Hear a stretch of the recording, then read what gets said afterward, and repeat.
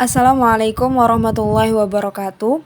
Pada kesempatan yang berharga ini, perkenalkan saya Ulinuha Khairunnisa Arafati dan rekan saya Nur Rahmatika. Kami akan mempresentasikan terkait jurnal penelitian kami yang berjudul Makna Zuhud dalam Puisi Ayyuhal Maghruru Mahlan, Diwan Mahmud Sami Al-Barudi, Analisa Semiotika Refater dalam Momentum Konferensi Nasional Adab dan Humaniora atau Konahum tahun 2023 di UIN Sunan Ampel, Surabaya.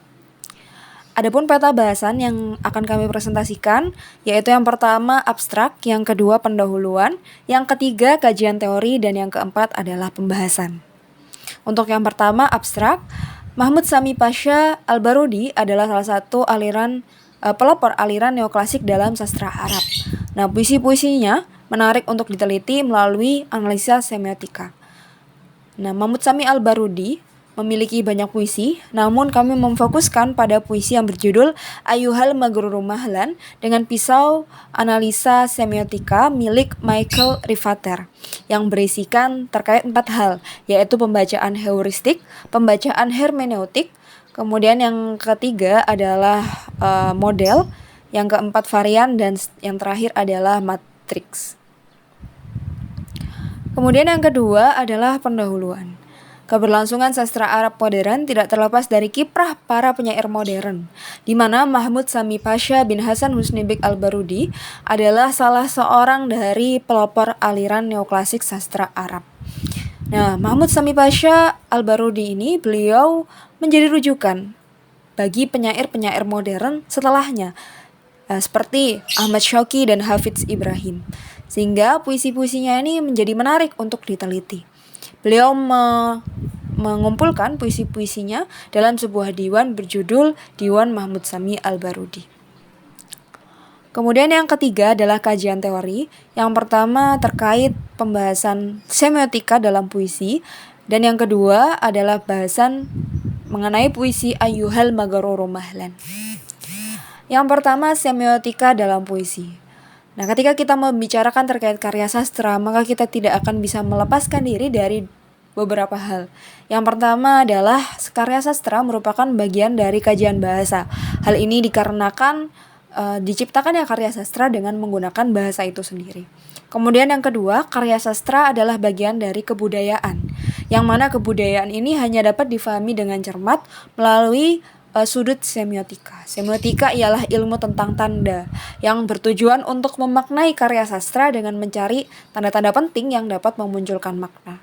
Kemudian yang ketiga, puisi. Terkait dengan puisi, maka kita tidak akan bisa memahami ketika kita tidak memahami terkait makna denotatif dan makna konotatif yang dituliskan oleh sang penulis dalam puisi tersebut. Sehingga diperlukan analisis semiotika untuk memahami makna-makna, tanda-tanda dari puisi-puisi yang ditulis oleh Mahmud Sami Al-Barudi. Kemudian yang selanjutnya adalah puisi Ayyuhal Maghruru Mahlan, yang merupakan salah satu puisi yang ditulis oleh Mahmud Sami Pasha bin Hasan Husni Beg Al-Barudi. Beliau lebih sering dikenal sebagai Mahmud Sami Al-Barudi yang lahir pada tanggal 27 Rajab tahun 1255 Hijriah di kawasan Bahiroh. Sejak kecil Mahmud Sami Al-Barudi telah ditinggal wafat oleh ayahnya, sehingga ia dirawat oleh sebuah keluarga bernama Zarkasi hingga usianya 12 tahun. Kemudian selanjutnya Al-Barudi ini memulai tertarik dengan dunia militer, sehingga mulai merintis karir militernya dengan sekolah militer, kemudian masuk menjadi prajurit militer, hingga ia memperoleh sejumlah pangkat, penghargaan, dan bintang jasa. Nah, selama itu beliau juga banyak menulis, tertarik dengan dunia literasi, sehingga beliau aktif menulis, sehingga beliau dijuluki Rabbu Saif wal Qalam, yang berarti Raja Pedang dan Pena. Beliau juga pernah memiliki pengalaman diasingkan ke daerah Sarandip selama 17 tahun. Namun selama masa pengasingannya ini, menurut literatur yang kami peroleh, beliau menulis banyak sekali tulisan-tulisan, yaitu puisi. Salah satunya adalah puisi Ayyuhal Maghruru Mahlan ini, yang kemudian dibukukan dalam Diwan Mahmud Sami Al-Barudi.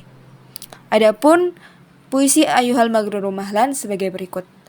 Ayyuhal maghruru mahlan lasta litakrimi ahla kaifa sadaftal amani hal ra'aita as-su'ba sahla khiltaha ma'an namira fashraban ala wa nahla aina ahlud dari fandur hal tara bid dari ahla rubba husnin fi thiyab ada gizlina wa muhlan wa uyunin kunna suda sirna indal mauti syuhla sawfa yalqa kullu bag fil wara khizyan wa bahlan innama ad-dunya ghurur lam tada' tiflan wa kahla kam hakimin dhalla fiha faktasa bil ilmi juhlan.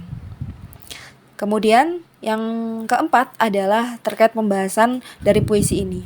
Yang pertama, melalui pembahasan heuristik ditemukan bahwa puisi Ayyuhal Maghruru Mahlan mengandung muhasinat al-lafdhiyah berupa as-saj'u, yaitu persamaan irama di setiap akhirnya berupa lam.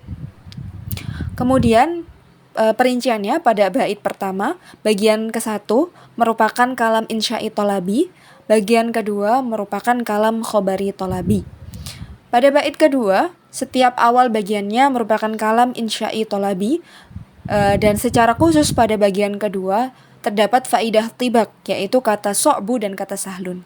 Kemudian bait ketiga pada bagian 1 merupakan kalimat tashbih yang bermakna penyerupaan. Pada bagian 2 merupakan fi'il amr dengan taukid tsakilah.